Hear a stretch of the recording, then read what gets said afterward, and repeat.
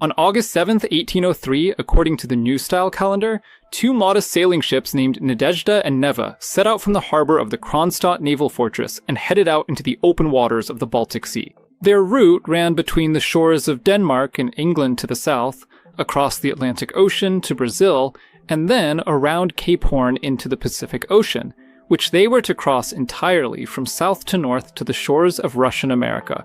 Almost 300 years earlier, the Portuguese navigator in Spanish service, Magellan, was the first to cross the Pacific Ocean, but he died in a skirmish with natives on the Philippine Islands. The English navigator James Cook sailed these waters more than once, but he too died in a skirmish with natives in 1778 on the Hawaiian Islands. There is strong evidence that not only was he killed, but also eaten by the local savages. And yet, just a month before his death, he visited the Aleutian Islands on his ship, the Resolution, met with Russian hunters there, and received from them maps of this unknown land, which would later be called Russian America.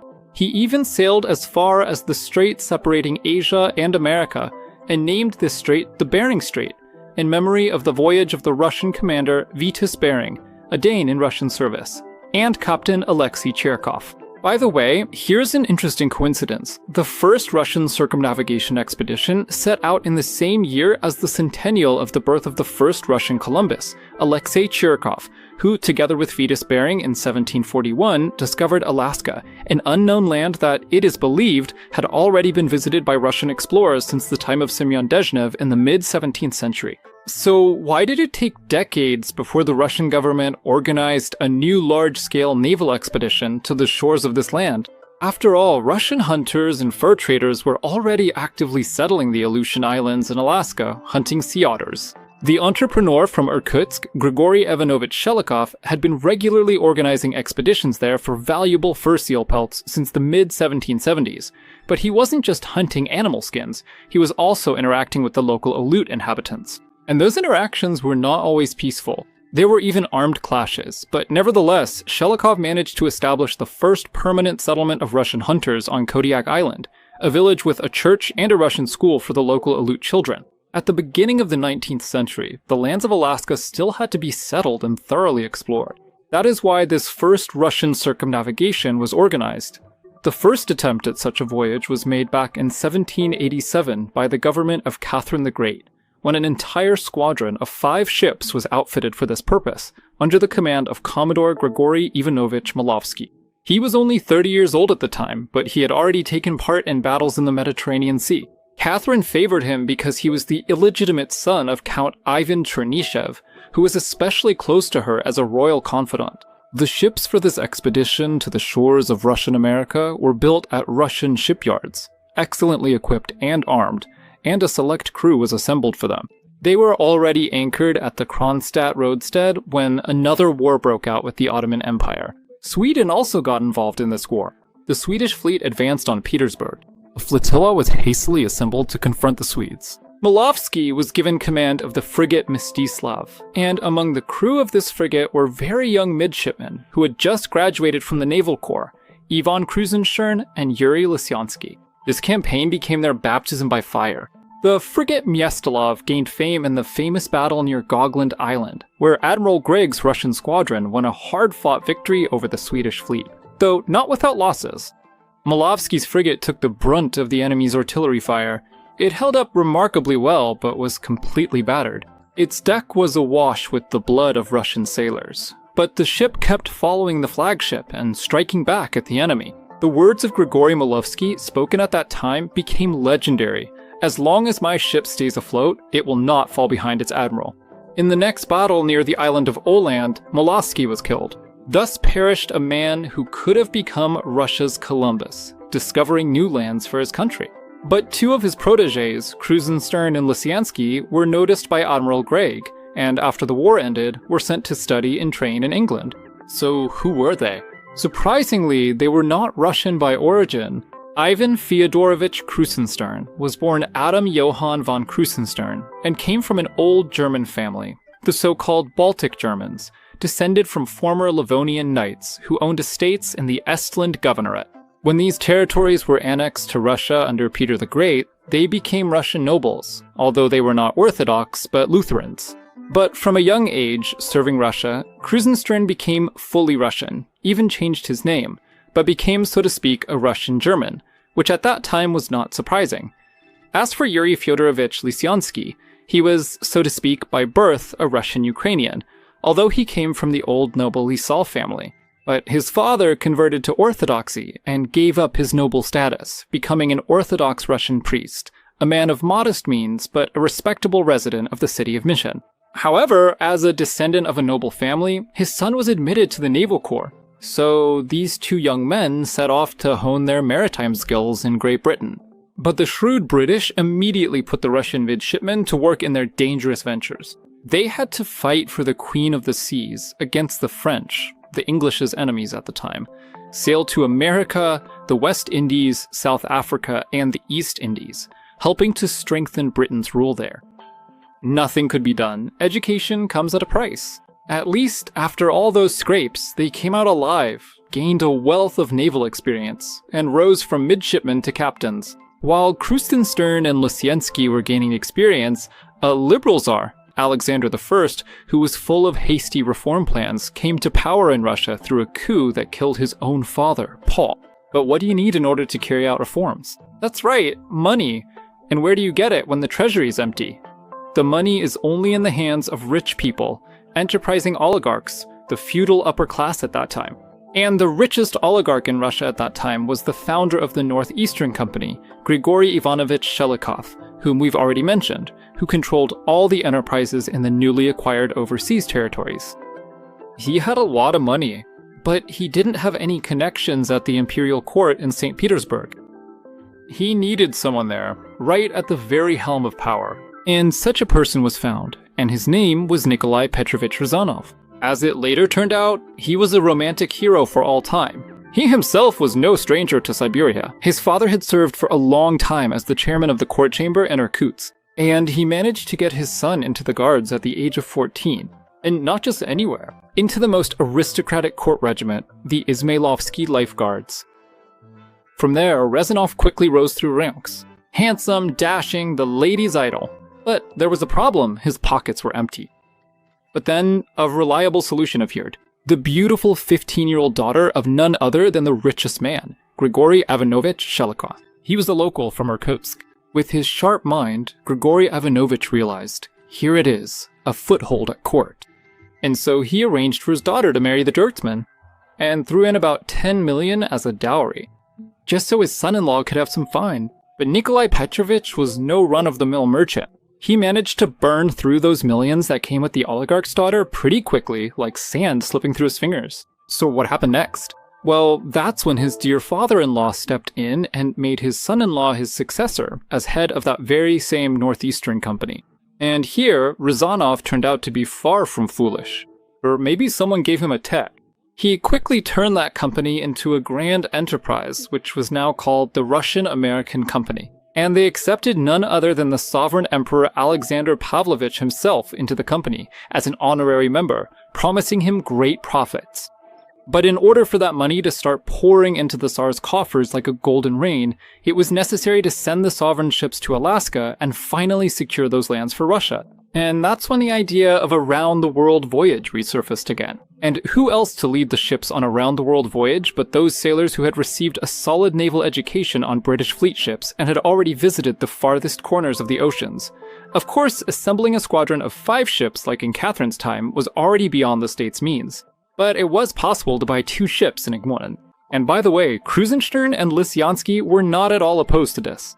They were so used to English ships that they didn't want to change anything about that. Lysyansky himself went to England to select the ships. The ships were purchased for 17,000 English pounds in gold. They were new, but Russian craftsmen still had to do some repairs, recaulk them and replace the masts. And it was also necessary to give the ships new names. Now they were called Nadezhda and Nihar. Krusenstern commanded the Nadezhda and Lysyansky commanded the Never. From the very beginning, it was anticipated that during the voyage across 2 oceans to the shores of Russian America, the ships might become separated and lose sight of each other. That's why each ship was given its own mission, to explore its designated areas of the ocean, islands, and sections of the American coast. So in fact, it turned out to be not one but almost 2 separate expeditions. and both captains had equal authority. There was no strict hierarchy between them. Krusenstern was unlucky in this regard. He had, so to speak, the added burden of having that very oligarch Rezanov foisted upon his ship. Rezanov was already a chamberlain to the emperor and had been appointed ambassador to Japan. As the personal representative of the Tsar, he had great ambitions, and during the voyage, repeatedly laid claim to leading the entire expedition. So he ended up in a sharp conflict with Krusenstern, but that's simply not possible on a ship. There must be strict unity of command here. At sea, the captain is second only to God.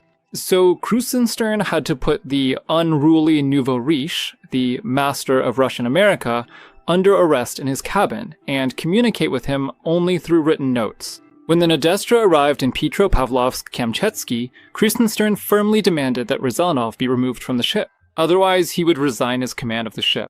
The governor of Kamchatka barely managed to reconcile the rivals, since a voyage to Japan was ahead, where Rezanov, after all, was supposed to represent the Russian emperor. The Nadezhda arrived at the Japanese port of Nagasaki, which at that time was the only port in the country open to foreigners. There, the Japanese kept our ship waiting for over a month. The crew was not allowed to go ashore.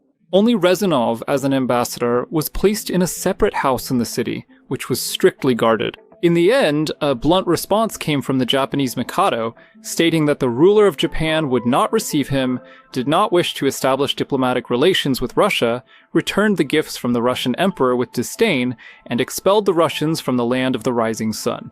Rezanov's mission was a complete failure.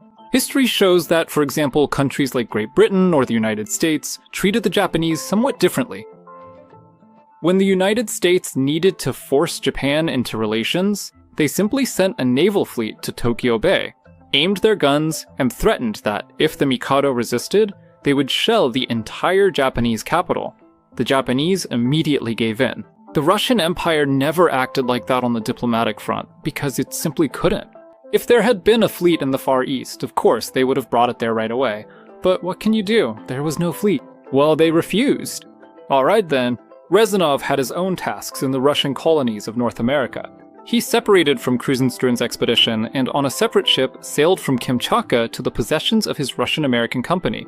And Lisiansky wasn't involved in all this mess. As I already mentioned, while still in the Pacific Ocean and carrying out his own separate mission, he split off from Krusenstern's Nadezhda with his ship Neva and headed to the Russian fortress Novoarchangels on Sitka Island, off the coast of America. At that time, word came that the fortress was under siege by the local Tlingit Indians, who were threatening to massacre all the Russians. The Tlingits were being egged on by British traders from British Canada, who wanted to seize the territory for themselves. Capitalism, what did you expect? Nothing personal, just business. And you're the competition.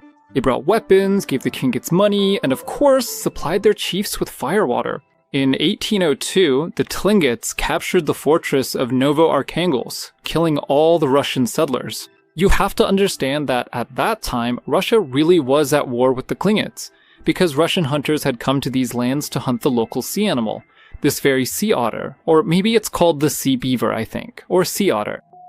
As a result, they took over the areas where the Tlingits used to hunt this animal, which pretty much ruined their system. They were struck by famine. They started attacking the Russian hunters, and the Russians fought back. And that's basically how the war happened. There's more detail about this in the video about the first Russian settlements in Alaska. So basically, after all this mess, Lisiansky and his ship came to help the local governor, the head of the Russian colonies, Alexander Andreevich Baranov, a very enterprising man who organized a military campaign against the Tlingits. The ships, with Lisiansky's being the most impressive, approached Sitka, and on October 1st, 1804, they stormed the fortress that had been seized by the natives.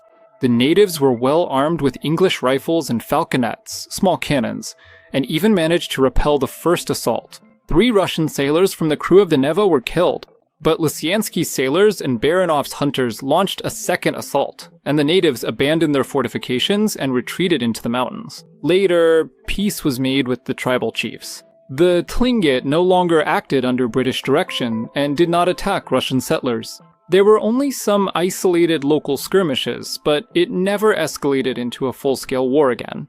Lisiansky took part in building a new fortress on Sitka and laying the foundation for a new city, Novoarchangels, which for half a century became the capital of Russian America. The ship Neva surveyed the coastline. Previously unknown shores of the continent were mapped. Lisiansky himself even made an expedition into the interior of America and climbed Mount Eshkamp, which turned out to be an extinct volcano. The crew of the Neva spent the winter of 1804 to 1805 on Kodiak Island, where there was a large Russian settlement founded by Shelikov. The wintering passed without incident. There was enough food and the crew rested. There were even celebrations. Christmas and Maslenitsa were observed. The Russian sailors built an ice slide for the local Aleut children. Monk Gideon held services and preached the gospel. With the arrival of spring, after loading up with furs in Kodiak and Novoarchangels, the Neva set sail for China, to the port of Canton, also known as Guangzhou, where it was supposed to meet Krusenström's Nadezhda. After that, the ships of the first Russian expedition were to return to Russia. It had already been almost 3 years since they left Kronstadt. So what happened? The ships departed from China, crossed the Indian and Atlantic Oceans without stopping at any intermediate ports. Once again, in bad weather and fog, they lost sight of each other and made their way home independently. And as it happened, Lisiansky's Neva arrived in Kronstadt a whole week earlier than Krusenstern's Nadezhda. So it was Yuri Fyodorovich Lisiansky and his heroic crew who became the first Russian travelers in history to circumnavigate the globe. This unprecedented voyage ended on August 5th, 1806. That is, almost to the day 3 years after it began. That's how it went.